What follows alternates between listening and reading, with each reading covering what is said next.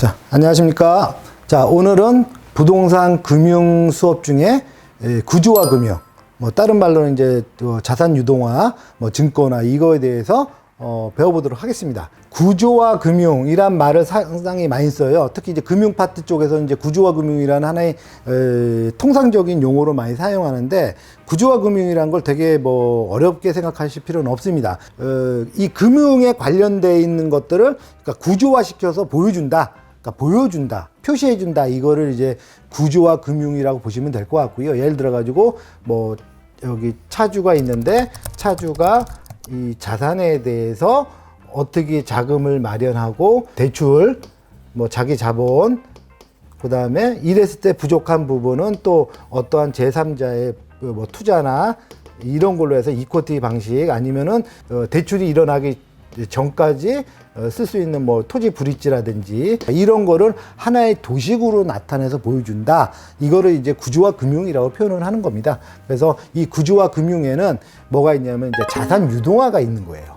자산 유동화라는 건 자산이 이제 발생되는 거는 맞는데, 부동산 개발 사업 같은 경우는 개발 사업을 진행하면 향후에 2년 지나고 나서 분양이 완료되고 준공이 되고 분양 완료되고, 그리고 나서 정산을 거치게 되면은 그때에서 얼마에 대한 수익이 나온다라는 걸 기준으로 이제 부동산 개발 사업을 진행하는 겁니다. 근데 이것이 나오는 것이 거의 약간의 플러스 마이너스 오차는 있을 수 있어도 수익이 발생한다는 거는 이제 기정사실화가 되는 부분이기 때문에, 그랬을 경우에 이거를 2년이라는 시간까지 기다리고서 다시 사업을 진행하면은 문제는 없겠지만은, 원래 부동산 개발 사업이라는 게 분양이 완료되면은 새로운 또 부동산 개발 사업장을 통상적으로 찾거든요. 정산하고 찾으려면 늦기 때문에 그런 거예요.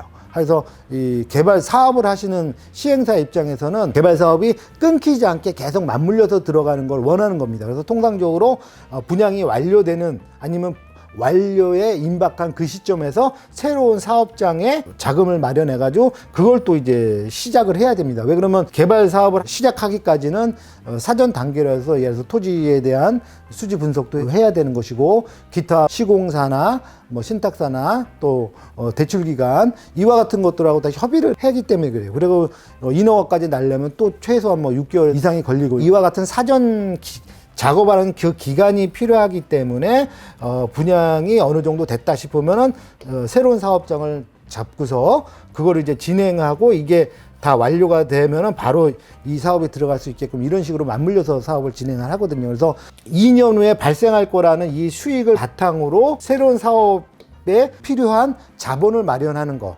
이거를 바로 통상적으로 부동산 개발에서는 이제 자산 유동화다라고 표현을 하는 거예요. 물론 이제 이 부동산 개발 사업에서는 이런 식으로 하는 것이고, 또 다른 사업에서는 어떤 것들이 있냐면, 예를 들어서 미래에 관련된 매출 채권이라는 게 있습니다. 매출 채권.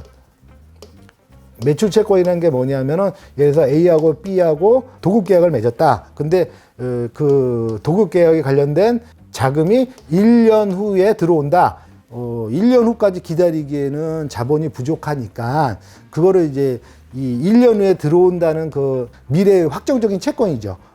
이 확정적인 채권, 그걸 이제 매출 채권이라고 표현을 하는데, 이 확정적인 채권을 그걸 바탕으로 자금을 유용할 수 있는 방법이 무엇이냐, 이것도 마찬가지로 자산 유동화가 들어가는 겁니다. 그래서 부동산에는 이와 같은 몇 가지, 물론 이제 부동산 개발 사업 말고 다른 사업에서도 이 자산 유동화는 왕왕 벌어지는 겁니다. 그래서 사업하시는 분들한테는, 왜 그러면 자금 조달이라는 것이 지금 자금이 있으면야 문제가 전혀 없겠지만은, 지금이 아닌 향후 1년, 2년 후에 발생하는 자금, 그것도 확정적인 자금이 있다고 하면 그걸 바탕으로 현재의, 그러니까 미래의 확정된 채권을 현재로 쓰고 싶다라고 했을 경우에 통상적으로 벌어지는 걸 뭐라 그런다? 자산 유동화다라고 표현을 하는 거예요. 그래서 이 자산 유동화는 그렇게 이해를 하시면 될 것 같고요. 자산 유동화, 다른 말로 하면 이제 증권화라고 하는 건데, 이 증권화도 좀 방법이 있어요. 자산 유동화하는 방법에는 뭐가 있냐면, 이제 증권화를 하는 방법이 있죠. 증권화라는 거 쉽게 말해서 뭐예요?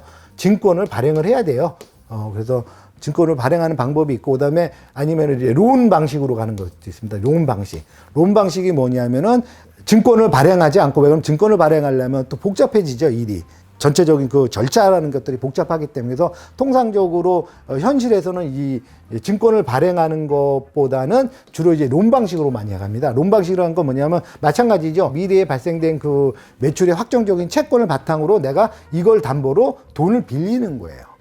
그래서 그거는 사실 같은 개념입니다. 같은 개념인데 어떤 거는 이제 증권을 발행해서 주식을 발행해서 돈을 모집하는 방법이 있고 이거 론 방식은 뭐냐면은 증권을 발행하면 귀찮고 절차가 복잡하니 그냥 이걸 담보로 돈을 빌려 주십시오라고 하는 것이 바로 론 방식이에요. 그래서 이와 같은 것들이 어떻게 차이 나냐면 이제 ABS냐 ABL이냐로 차이가 나는 거예요. 그래서 ABS는 쉽게 말해서 뭐죠? 어셋 백키드 시큐리티입니다. 그래가지고 이 자산을 담보로, 자산이라는 거 쉽게 해서 미래의 자산인 거죠. 현재 자산이 아닌 미래의 채권을 바탕으로 내가 증권을 발행해서 자금을 모집한다. 그러면 ABS 방식이 되는 것이고, 마찬가지로 그 자산을 기본으로 론을 한다. 이게 론, 자산을 담보로 내가 돈을 빌린다. 그러면 이제 ABL 방식이 되는 거예요. 그래서 이 ABL 방식을 많이 합니다. 그러면 이건 절차가 복잡하기 때문에 그래요. 이 구도를 보게 되면은 기초 자산이 있죠. 여기 기초 자산이 있는데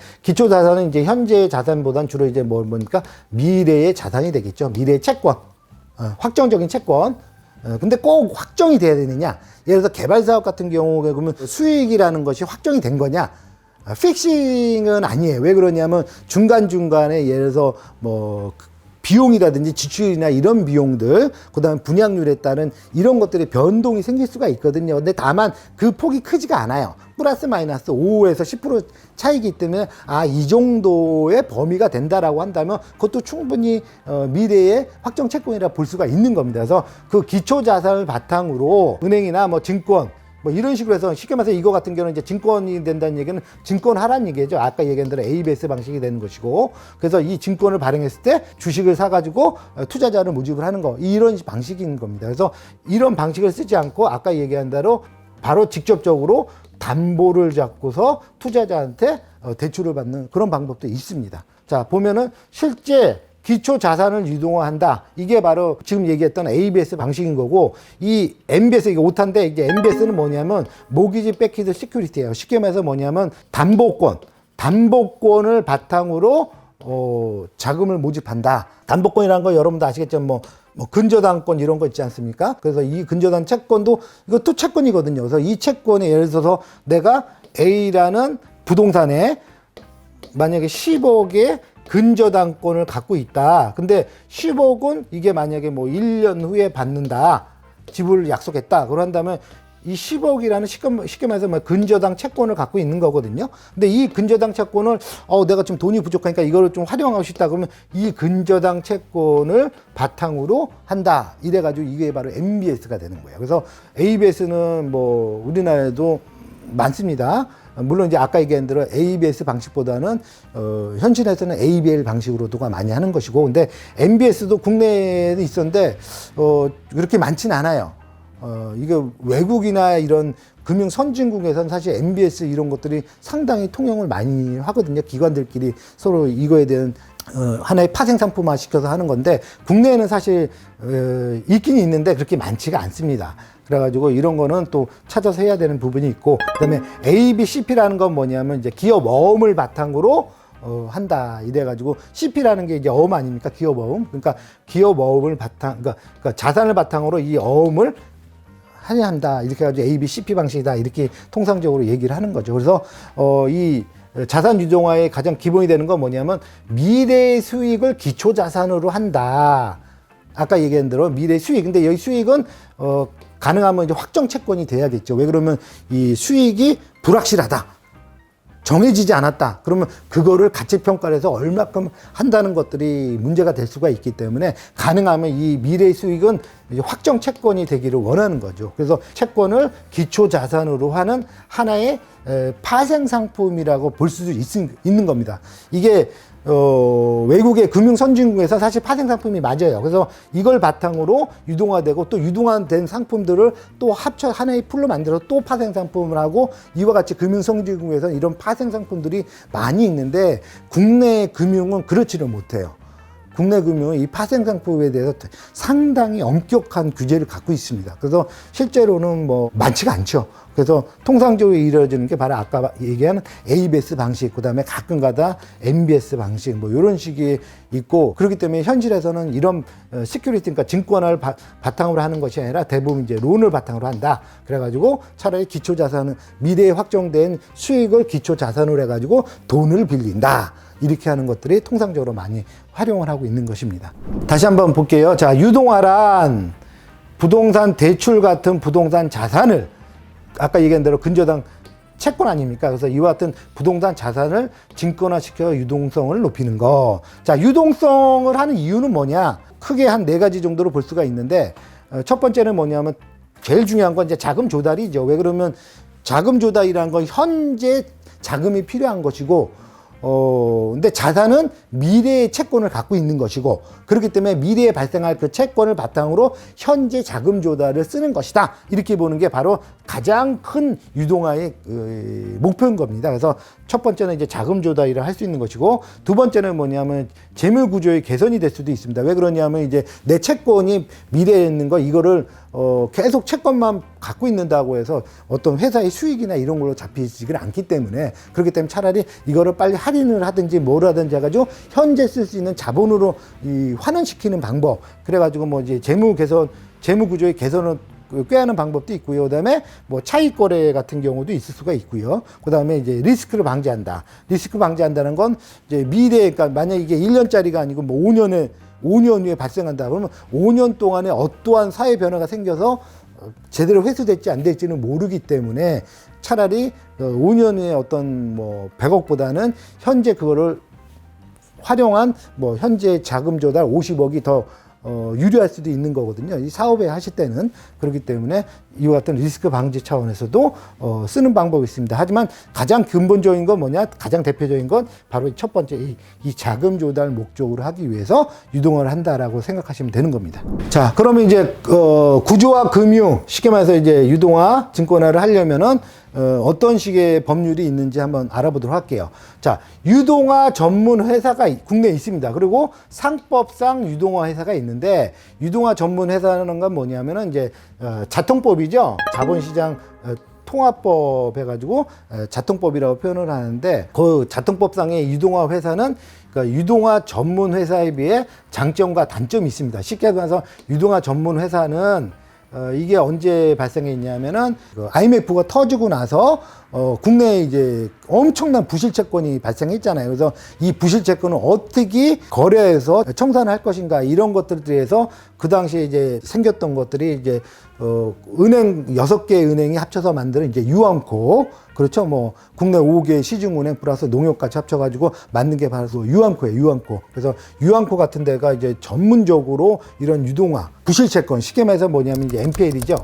이 NPL을 전문적으로 다루는 회사, 유동화 전문 회사가 바로 이 유암코가 대표적입니다. 물론 이제 유암코 말고도 국내에 엄청나게 많아요. 지금 몇십 개 되는 회사들이 있고요. 이 자통법상의 그냥 유동화 회사는 뭐냐면은 상법상이라 보시면 돼요. 그래가지고 이 회사는 통상적으로 뭐냐면 유동화 전문 회사를 설립하려면 되게 절차가 엄청나게 복잡해요. 국내에 이게 이렇게 뭐 몇십 개 있긴 하지만은 모든 이거 다룰 수 있는 회사들이 다 이쪽으로 유동화 회사를 하지 않는 이유가, 그러면 절차도 복잡하고 뭐 이런 것들이 그다음에 관리 감독이나 이런 것들이 되게 좀 복잡을 합니다. 금감원이나 이런 쪽에서. 그래서 이쪽에서 설립하는 절차도 복잡하고 관리 감독도 까다롭고 이러다 보니까 이제 유동화 회사를 전문 회사를 하질 않고 차라리 그냥 상법상 유동화 회사를 그냥 만들어 버리는 거예요. 이제 장점하고 단점이 있습니다. 그래서 이건 그냥 참고적으로 아세요. 여러분들이 뭐 유동화 회사를 만들 수 있는 뭐 그런 것들은 아니니까 그냥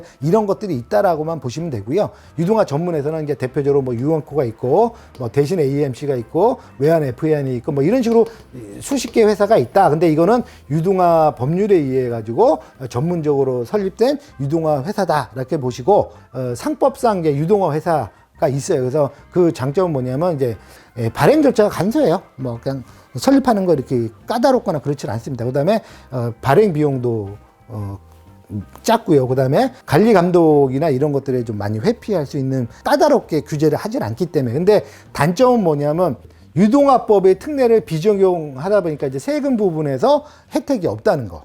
왜 그러면 이제 유동화 회사에서 이때 NPL 채권을 취득할 때는 감면 혜택들이 있거든요. 그래서 그런 것들이 사실 1년에 뭐 한 회사당 뭐 몇 주씩 된다면 그 세금만도 상당한 금액이에요. 근데 이런 것들이 다 감면 사항들이 있거든요. 근데 상법상 유동화 회사에는 그런 게 없어요. 그런 혜택이 없어요. 근데 그다음에 유동화 사채 발행이 불가능하다. 그다음에 아무래도 이제 전문 회사가 아니다 보니까 이제 투명성은 좀 부족하고, 그다음에 아무래도 전문 운영 인력이 있지 않다 보니까는 운영상의 리스크가 있다라는 뭐 이런 거를 있는데, 통상적으로 유동화 전문회사 설립하는 것이 되게 까다롭습니다. 그리고 규제도 많이 가하고 있고, 그다음에 자본금이나 이런 내역들도 상당해요. 그렇기 때문에 안 하고 통상적으로는 그냥 상법상 그냥 유동화 회사라고 설립을 한다, 이렇게 보시면 돼요. 최근 증권사는 이제 빠르고 쉽게 할 수 있는 이제 상법상 유동화 회사를 설립하는 추세가 있다라고, 이 정도만 그냥 이해하고 넘어가도록 할게요.